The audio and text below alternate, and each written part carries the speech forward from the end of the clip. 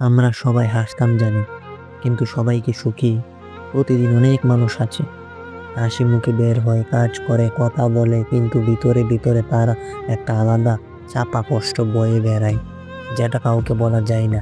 আজ আমি সেই কথাগুলি বলতে চাই, যেগুলি আমরা জানি।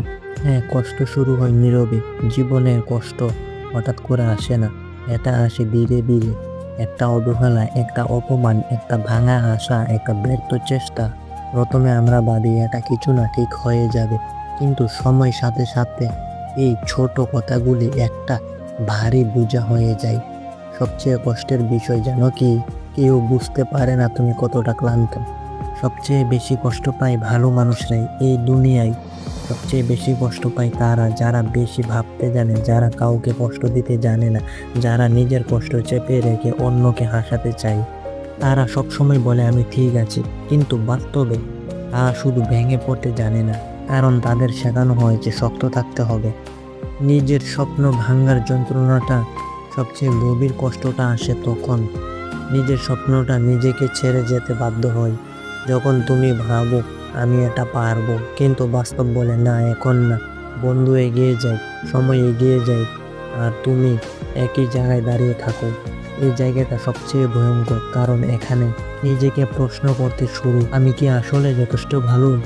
কষ্টের সময় মানুষ বদলে যায়, কষ্ট মানুষকে বদলায়। কেউ শক্ত হয়, কেউ নীরব হয়, কেউ দূরে সরে যায়। আগে যে সব কথায় হাসতে, এখন সেগুলি আর ছই না। আগে যাদের প্রয়োজন ছিল, এখন তাদের কাছে নিজেকে বোঝা মনে হয়। এটা দোষ না, এটা জীবনের শিক্ষা। সবচেয়ে কষ্টের সত্য হলো, সবাই তোমার সাথে থাকবে না যখন তোমার প্রয়োজন হবে। যারা বলেছিল আমি আছি, তাদের অনেকেই সবচেয়ে কঠিন সময় থাকবে না। আর তখনই শিখুন, নিজেকে সবচেয়ে বড় শক্তি বানাতে হবে। কষ্ট মানে শেষ নয়, কষ্ট মানে ব্যর্থ নয়, কষ্ট মানে তুমি চেষ্টা করেছো, কষ্ট মানে তুমি অনুভব করতে জানো, কষ্ট মানে তুমি এখনো বেঁচে আছো, এখনো লড়ছো। অনেক সময় জীবন তোমাকে ভেঙে দেয় শুধু এই জন্য যাতে তুমি আগে চেয়ে আরো শক্ত হয়ে দাঁড়াতে পারো। যদি আজ তোমার জীবনে অন্ধকার লাগে, মনে রেখো, অন্ধকার না থাকলে আলোর মূল্য বোঝা যায় না। এই কষ্ট 4 দিন থাকবে না, একদিন তুমি পিছনে ফিরে তাকিয়ে বলবে এই সময়টা আমাকে আসল আমি বানিয়েছি।